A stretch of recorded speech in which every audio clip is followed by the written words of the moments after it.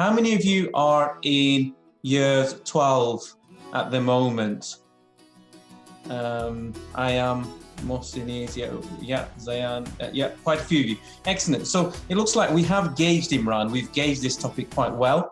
There's quite a lot of our folks here who are in year 12. So yeah, that's good. So those of you who are in year 10, year 11, yeah, we understand it won't be a priority for you just yet, certainly not at the moment. However, I think for you to go through this presentation, internalize aspects of this presentation will be useful for you, because often what we find is students are coming to us at the beginning of year 12, sometimes, believe it or not, as late as April and May in year 12, and asking about UCAT and BMAT. In my opinion, that's too late. We've left it too late. If we understand what these are about, then we can prepare in advance. We know what's involved, then you can plan it into what is a very busy 12 months. And when I say that, I mean like October of year 12, going right up to October of year 13. So yeah, I hope it helps. So the question to you guys is, first of all, what is the UCAT? Especially those of you in year 12, give me some answers as to what you think is UCAT. What's it about? Why? Why is this test happening? You know, or do these universities have a habit of making medics work hard just to give you a difficult time? So medical entrance test, test required, aptitude test, admission, yep. Excellent, superb. So there's a lot of, most of you see if they are competent. Yeah, you're all correct in what you say. Test your judgment, see if you're competent, see your logical skills, how you're thinking, aptitude, psychometric test. Excellent. It is what it is, as it says on the tin, and you're absolutely correct.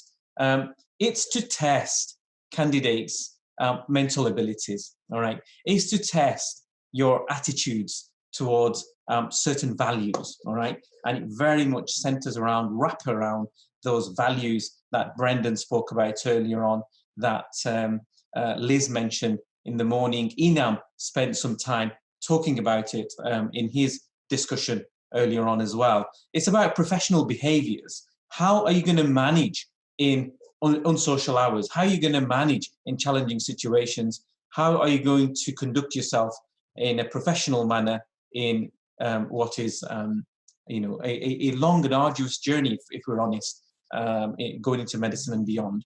And don't let me put you off. It's a fantastic journey. The reason I'm talking to you today, the reason Imran came on is with me today, the reason why so many colleagues have come and joined this conference today is because we passionately believe in medicine. It's a really good profession. I personally don't see myself doing anything else but medicine. I live and breathe it. It's a really good profession to get into. I can't sell it enough to you guys, okay?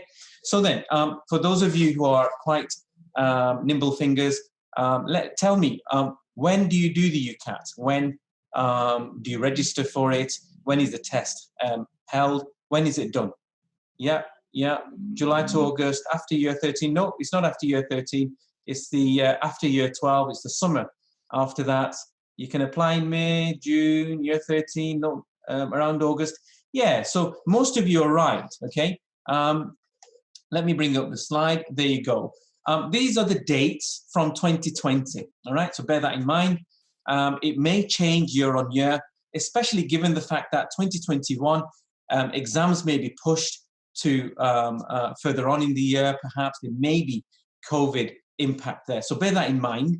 But as things stood in 2020, registrations opened at the beginning of July, and it closes towards the end of September.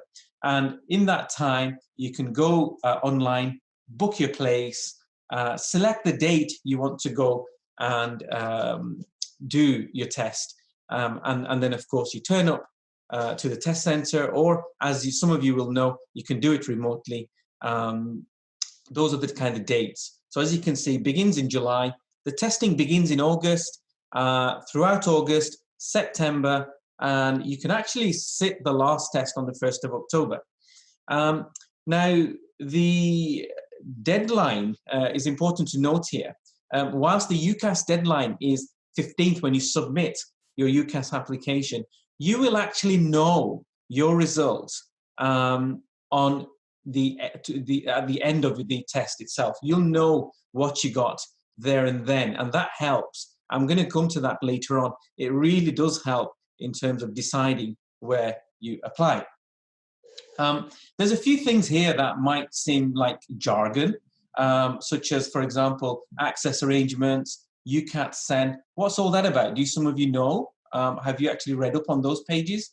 What about the bursary issue? Do you know about that? Anybody? You know, if there's any relevant questions, Imran, you feel like you want to break in and ask there and then, do that, because I'm conscious that I can't catch up with everything. There's an awful lot of chat going on. This is great, guys. Bring it in. Bring it on. And we will address every single question this afternoon. So this is the kind of timeline to adhere to. And this is at the end of year 12, folks. So don't make a mistake. It's not end of year 13. And I don't know why that happens, but students are come towards the end of year 12. It almost gets too late to prepare. So don't leave it too late. It's at the end of year 12. Therefore, you need to make plans for it in, I would say, after the Christmas holidays of year 12. You need to start thinking about how you're going to do things and how you plan out for it. I'm not saying you start revision for UCAT in December. What I'm saying is know when you'll start revision, how you plan, where are the sources, where do you go to learn, etc. Okay? Now, let me just press there. So then, some UCAT universities in the UK. When I say some, it actually means many. Now, those of you who have done aspects of UCAT, you'll find those words can be quite vague.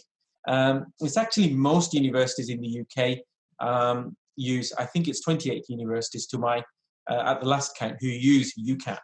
BMAT is used by the other universities, fewer in number, but used nonetheless. UCAT is international. UCAT is used in Australia, Canada, New Zealand, and other countries as well. And so is BMAT, to that matter. When we made these slides, the links are on there. But actually, if you just type this out in Google and put in UCAT next to it, it'll take you to the page of those universities who use UCAT. And if so, how do they use it? What kind of priority do they give UCAT? And how do they actually use it for selection criteria? So that should help, hopefully. I'm just going to move my slides down here. The COVID update. Now, what does that mean for us? What it means is that for the first time, for home students, for UK students, we had the online proctoring system in action, which means you can actually sit the test from home. Now, most people traditionally have gone to the Pearson View Centres to sit the test in person. For those of you who haven't passed your driving test, Pearson View Centres are where the UK driving tests, the theory tests, are held from. And it's in those test centres that they have the capacity, the computers, the space and everything, the IT equipment required to do the UCAT test. So you get sent off to these test centres, one that's hopefully close to your home, so you don't have to travel too much, and the test is done there. The systems they use for the proctoring, i.e. the home test, are very sophisticated. Both myself and Imran have gone on UCAT invite to have a look at the system, and we can assure you that those of you who sit it at home, you're not necessarily put at any more advantage to those of us who sit it in person in the test centres.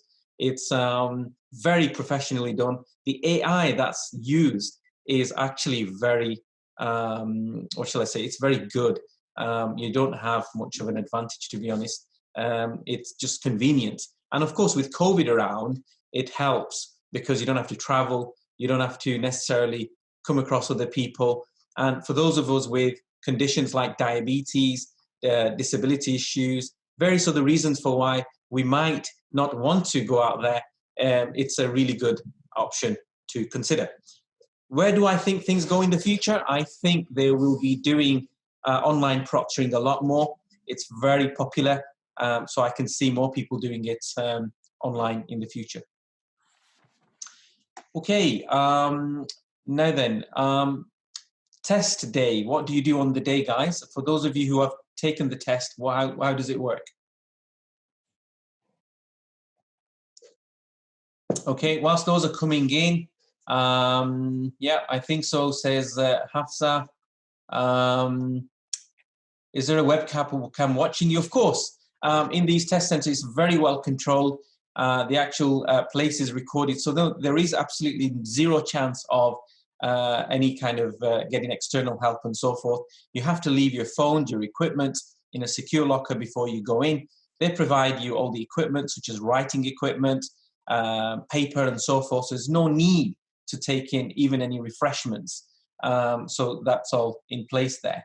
What else? I think, Abdul, there's questions about if you fail, what do you do? How many attempts are you allowed per year? And how do you resit the test? Well, it's simple. You cannot resit again that particular year. It is the one attempt. So therefore, it is so important to prepare. It is so important to make sure you get it right the first time round.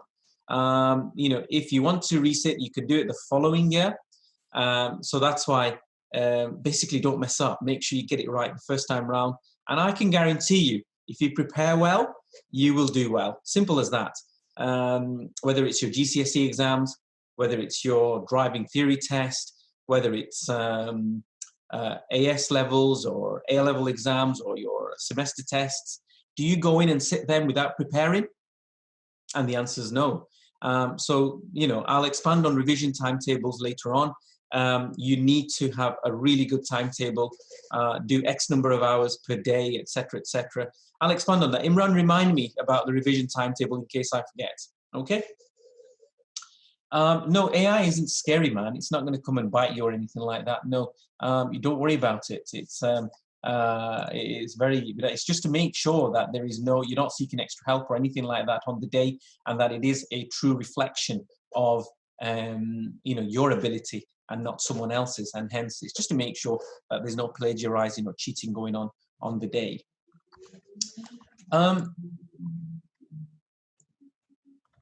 On the test day, guys, yeah, this is the bit I wanted to mention earlier on.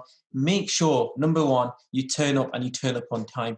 I've come across everything in the last 10 years, believe me. People turning up late, people bringing the wrong ID document. Very important, this. Last year, we had a girl who rang us panicking. And I don't know why this is. Blue Peanut seems to get a lot of phone calls, Imran, about UCAT, doesn't it? Is it because our number is similar to UCAT or something? I'm not sure. But Google seems to point us quite a lot, and we get loads of phone calls. And to the point, I think UCAT should be paying us, Imran, for fielding so many calls. I don't have a clue why that is, but yeah. Now then, arrive early. Bring the, you know, when you sign up, Imran, what's your middle name? Is it Adam? It's Ahmed. Ahmed Khan. Okay, so if you register as Imran Ahmed Khan, then you must bring your photo ID that confirms that, Imran. So you need the same name. Don't turn up as Imran Khan. So it's very important. These little things people miss off. People forget that their driving license or their passport doesn't have the right address on, for example. So you need these things to correlate. So make sure you turn up with the right ID. And also bring a printed version of that email. You know, of course, that's not required if you're at home. They will verify you in a different way. But they still need the photo ID, even if you're at home. So bear that in mind. Any questions, Imran? No, just questions about. We will make this these videos available after the course.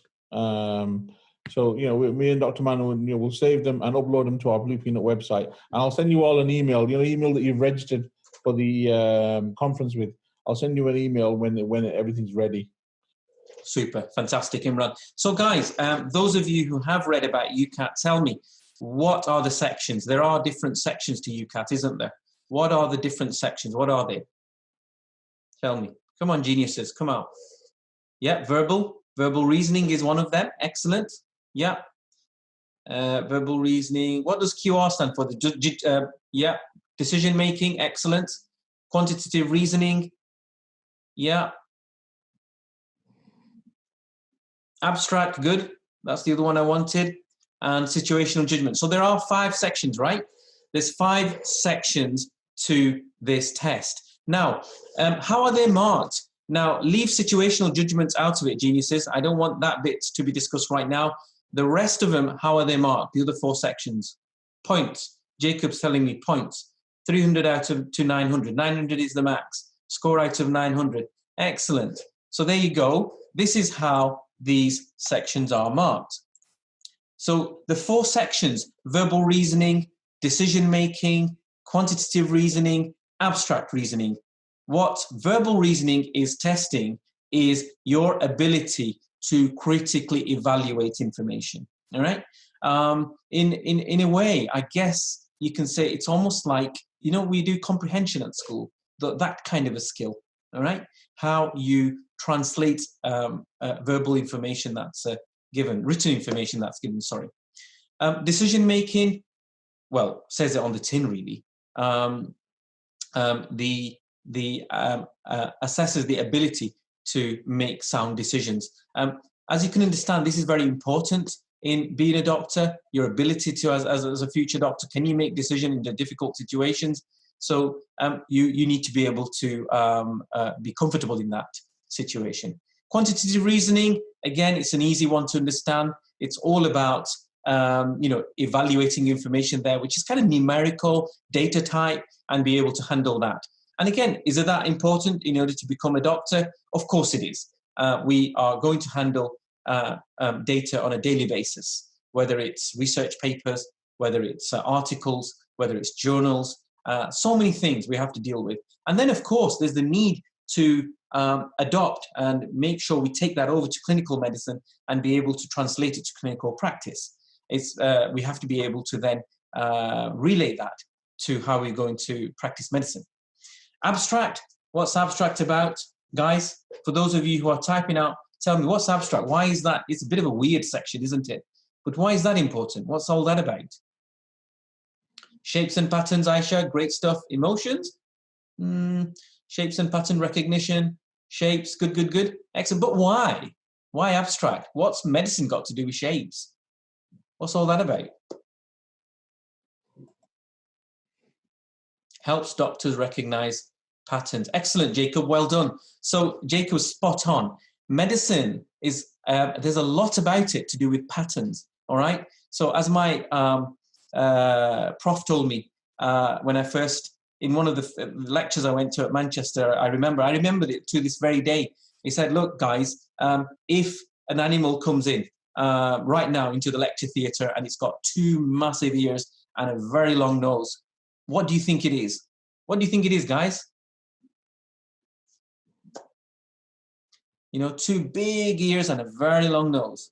Hey, Hafsa, well done. Sada, well done. Mohammed, well done. Elephant, there you go. Pattern recognition, simple as that. All right, in medical practice, what we see, we look for patterns. All right, is the blood count up? Is the liver markers, this or that? What's the scan showing? What's the culture showing? We put things together, 2 or 2 together, and we come across diagnoses and so forth, right? So you can see the relevance there. So every single section there, you can see there's a relevance to medicine, and it is helping universities see whether you've got some innate ability in the various skills and aptitudes required to study medicine. All right, and as the colleagues have already said, they're marked. The sections are marked between 300 and 900. There's different numbers of questions in each section, but they're marked out of 900. Do you know if you did no revision and went to sit UCAT today, how much you would score? For those of you who are in, say, year 12, if you did no revision whatsoever and 2,400 says Jacob, Mohammed says 300, Humairi says 100, Abdul Hassan says 1,200, 350, 1,200. Okay, interesting. So really, some of you aren't far off actually. If you go and sit the UCAT without any preparation whatsoever, you can expect to score between 400, 450. Perhaps some of you will score up to 600. Yeah, I won't take that away from you. But the point is, you'll score kind of on the lower end of the scale. All right. Now, that might be okay for some universities, right? But to give you a really good chance in the application process, what do you guys think? What kind of score should we aim for per section? Forget total. Per section, what do you think we should aim for? 3,600, 600, 750, 700, 600 plus, 600. Great stuff. Fantastic. Well, I'll show you on the next few slides what kind of scores we need to aim for, and certainly from Blue Peanut, what kind of advice we give and why it's so important to prepare well rather than just turn up. So situational judgment, guys, we missed out that section, didn't we? As Masroor have just asked. So come on, answer his question, folks. Masroor is asking you, what about situational judgment? So come on, help him out. It's banded, band 2, bands 1 to 4. Masroor, are you following this? Band 1 is the highest. It's the hoist. 4 is the lowest. That rhymes. We're poets. Manchester discards SJT band 4. Interesting. Unis usually want bands 1 to 3, 1 to 4. Excellent. Good stuff. Are you following this, guys? So yeah, lots of different scenarios. Excellent. Good stuff. Excellent. Here you go. That's the slide. So Masroor, I think it was, who asked the original question. There you go. It is bands, all right, that we are looking at. So bear with me. I'm just lagging a bit here. Yeah, so it's band 1. If you look at it, it demonstrates excellence level of performance, all right. Band 4 is the least excellence. And you're right. Some of you who've said you need to aim for band 1 and 2. I totally agree. In fact, anybody that comes to our course, we always say, look, you must get band 1 or band 2. Try not to aim for band 3 and 4. If you went and sat situation judgment without practice, which band would you fall into? There's hard data available about this from UCAS. Band 3 says Shukriya, Abdul says 4, Muhammad says 3, probably 4. Yeah, you're absolutely correct. If you did no revision, at best you'll probably get band 3. That's what the UCAT data shows from the studies they did a number of years ago. So it's very important to prepare for this section. Some of you mentioned that Manchester doesn't use it, and I'd like to pick up on that actually, because there is some truth in that universities use situational judgments in different ways. Some don't use it as much as others. But what do you think I would advise to you guys? What should I advise you guys to do as far as situation judgment is concerned? Should we therefore not give it any thought and just try? Or what should we do? Practice everything, get the best as you can, achieve highest. Yeah, bang on, excellent. Yeah, keep right, excellent. Yeah, so I think you're all on the same wavelength as myself and Imran. It is that you do not overlook situational judgments. One of the key things, one of the advantages of situation judgment is actually, believe it or not, it creates really good thinking as regards to interview. So in terms of interview discipline, it really works for you, all right? If you also do the BMAT, it's really good for section 1, all right? Don't forget that. And number 3, universities that do use situational judgment, which actually majority do in certain circumstances, in that situation, believe me, you'd wish you had higher bands with situational judgment. So bear that in mind. I would not disregard it at all. Some of you ask me, I'm not sure, probably because on Google, when you search UCAT, it tells you about decision making not being compulsory. Do some of you come across that still, or has that been rectified on Google? Some people still ask me, should I bother with decision making? Is it compulsory? Is it compulsory, guys? Can we answer that question? Yeah, decision making. You're absolutely right, Aisha. It is compulsory. It was optional up until 2017.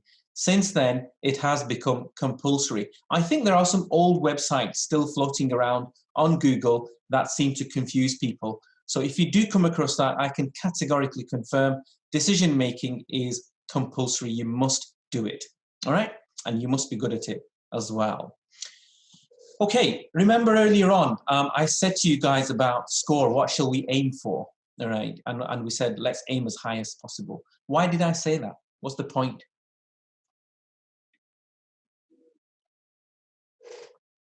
What's the point?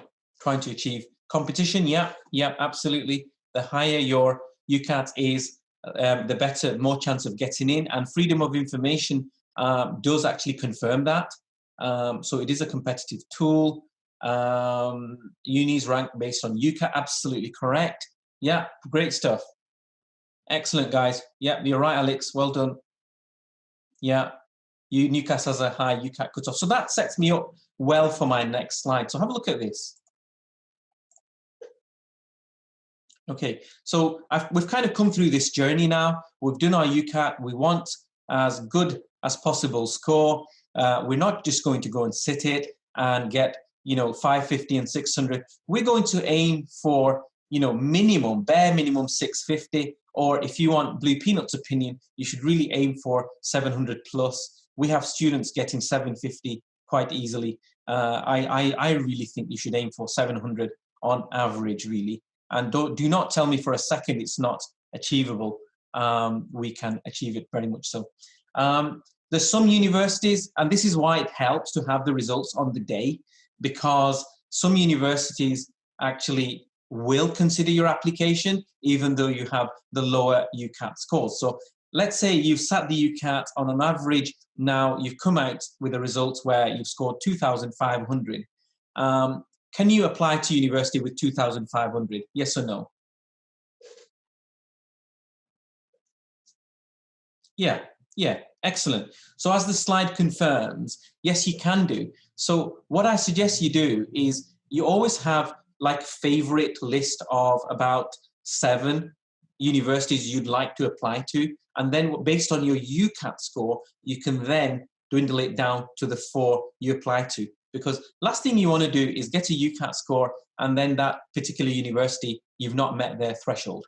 All right? So that's a tip, really. That's a handy thing. And you'd be surprised some people do miss that trick. I've put down on this slide how universities compare in terms of the kind of scores they want. So if you look at Edinburgh, for example, they usually want high UCAT scores. So the FOI information suggests that your average students going to Edinburgh get UCAT averages of 690. Now, it can vary depending on widening participation criteria, depending on postcode and so forth, other things that universities put into play. But for the vast majority of students who want to go to Edinburgh, you need to have a high UCAT score. And that's no different for Newcastle, St Andrews, King's and so forth. And perhaps the middle tier universities like Manchester, Leicester, Nottingham will accept you with a slightly lower score. Now, that does not mean to say that they are any worse as universities or they do not, they can't, they're not as good academically or so forth. It does not mean that at all. Now, that's a disclaimer I need to make because it may be that, for example, universities like Plymouth, they value other components of the application process more so. For example, your communication skills at interview. That's perhaps something they're focusing on. It may be that they are focusing, like say Manchester, there's a particular emphasis on their own personal statement that you have to complete. So they have a separate sheet you need to complete with your application process. The UCAS personal statement isn't enough. So bear that in mind. Okie dokie. So that's it. I'm going to leave UCAT there. Some of you are asking me, can I go into the sections in depth? The answer is no. Today was just about an overview. If I go into the individual sections in depth, then we won't have time. I usually teach UCAT over a full 5-6 hour day, and there's a lot to go through. So if you don't mind, I am not going to go through individual sections in depth. If you go onto the UCAT website, they actually go through the various sections and give you really good information on that. If you look at our blogs on the Blue Peanut website, you can see quite a few kind of blogs about UCAT as well. I hope that's okay. Are you okay for me to move on, or is there any other questions, Imran, I need to answer at this point? No, everything is okay. Okay, super. Don't forget, if there are other questions I've not addressed, then towards the end of the day, I'm sure there will be time for us to have another chat. Let's have a quick chat about BMAT, if that's okay. What does BMAT stand for, guys? What does BMAT stand for?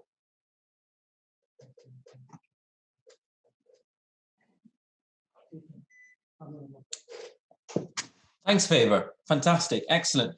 Biomedical admission test. Okay. Biomedical admission test is just like UCAT, is an admissions test for some of the universities. Which universities use it? We've discussed the UCAT universities. Which universities? Oxford, yeah. Russell Group, no, that's not correct. Oxbridge, yeah, that means Cambridge, Lancaster, Leeds, good. So they're all coming in now. Imperial, King's, excellent. So I'll show you a slide about that. So, and what is it testing? What's BMAT testing? Their answer's simple. Answers are coming in. It's very similar, actually, to UCAT. It's looking at your academic potential. It's your ability to cope in the rigorous environment that you'll find yourself in. And it's saying whether you have those innate skills to become a really good doctor one day. All right? Now, it does, let's not beat around the bush. It does look at some skills that you would need as a doctor. You know, your ability to think about ethical issues, your ability to prioritize, your ability to lead, team working skills, and so forth. So let's not beat around the bush. There are skills, a bit like the unpolished diamond thing I was talking to you about before.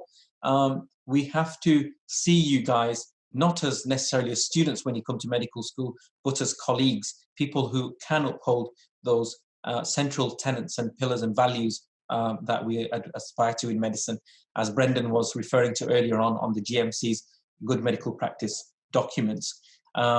There is a decent amount of overlap, shall I say, with UCAT. So, for example, I say to people that, look, if you're doing UCAT preparation, it actually prepares you very well for section 1 of the BMAT test, all right? If you fail, can you apply to those unis? No, if you, and this is where it helps to find out the universities, what scores, a bit like how, if you remember, Bridget earlier on mentioned the scores that Lancaster usually use to accept the 11.5. Did you catch that when she was on earlier on? 11.8, my apologies. But they do have some students going in with 11.1 overall score. Now, universities will vary in the kind of scores they want, but you can find out. You can talk to the universities, and we also have some of those, that information on our website, so do troll the website for that.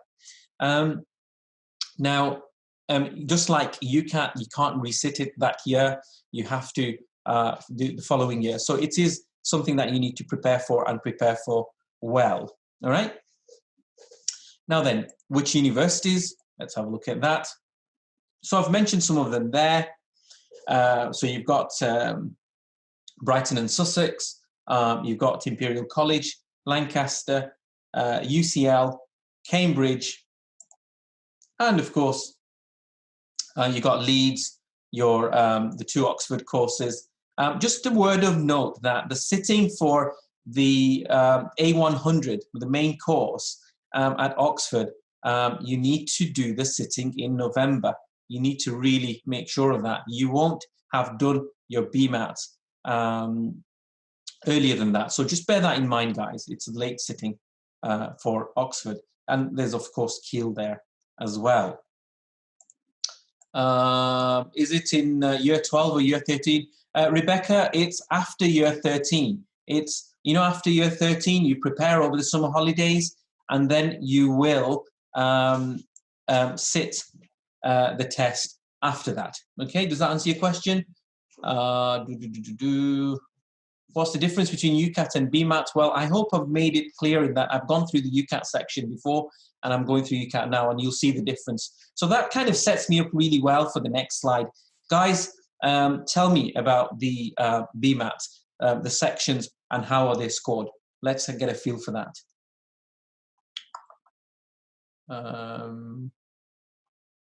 3 sections, Jacob, well done.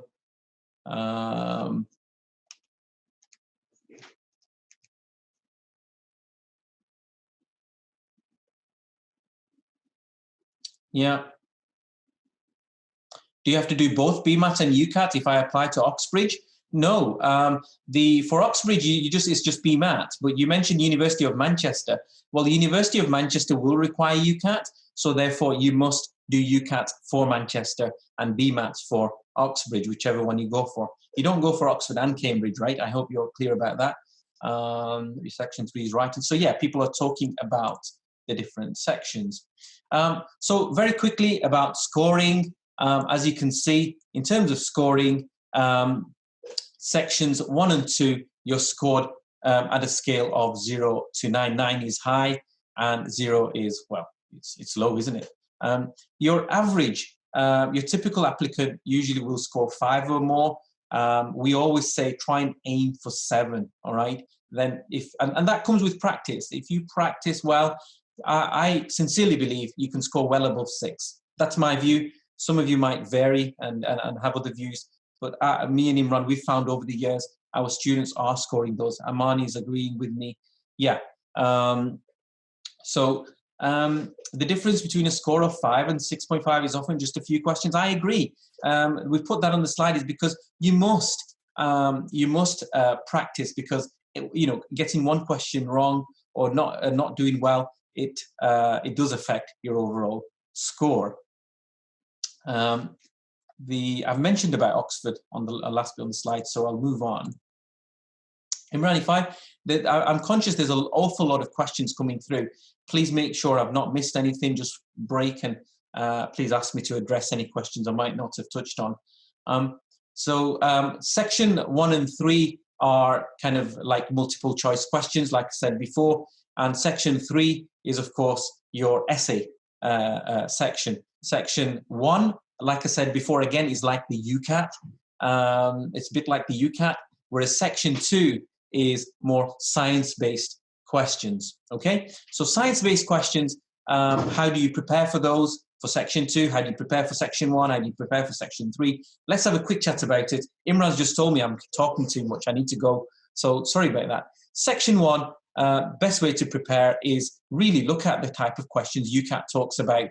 You can go on BMAT and have a look at those. So personally, if you're doing both, then UCAT preparation really helps in terms of preparing for section 1 at BMAT. Otherwise, for BMAT, have a look at the BMAT website itself. I don't personally do courses or anything for that section. I wouldn't worry too much about that.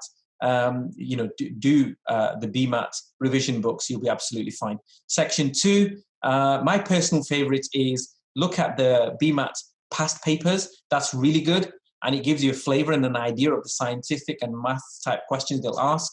And also another one I would give you is, remember, the questions are based on a variety of boards. So like your your GCSE, because it is based on GCSE level, your GCSE, it might have been Edexcel or AQA or what's the other one? I can't think off the top of my head.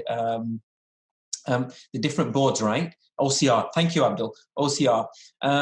Now, I find there's a mixture of question styles when it comes to section 2. So if you go and have a look at CGP, they actually do books where it gives you mixture questions from different boards. And I found that really good as an additional source of questions that you can revise for. All right. And you'll find if you get past BMAT papers, you will see a common framework there. And of course, then you have the essay writing. Well, be really good, practice essay writing. And I don't think you need to worry too much about that. You guys have done well in English literature and so forth. So long as you're able to articulate, there's a choice of questions, choose the best one, the one that you will hopefully perform well at. And it's about good English, it's about good construction and so forth. Give it a good shot, okay?